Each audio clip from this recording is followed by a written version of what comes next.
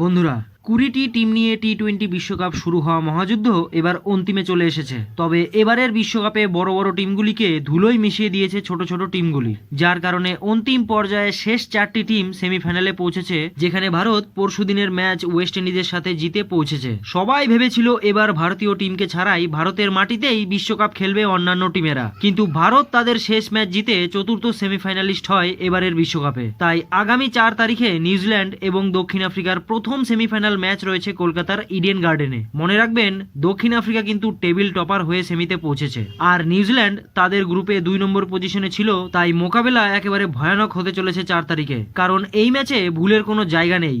একটি ভুল আর টিম সোজা বিশ্বকাপ থেকে বাইরে। তবে হ্যাঁ, এই ম্যাচের জন্য একটি রিজার্ভ ডেও রাখা হয়েছে, কারণ বৃষ্টি হলে ম্যাচ পরের দিন সেইখান থেকেই শুরু হবে যেখান থেকে প্রথম দিন শেষ হবে। ঠিক তার পরের দিন সবার নজর রয়েছে ভারত আর ইংল্যান্ডের মধ্যে দ্বিতীয় সেমিফাইনালে, যা অনুষ্ঠিত হবে মুম্বাইয়ের ওয়াংখেড়ে স্টেডিয়ামে। মুম্বাইয়ের গরম এবং সমুদ্রের হাওয়া দুই টিমকেই গরম এবং দুই টিমেরই হাওয়া টাইট করে দিতে পারে।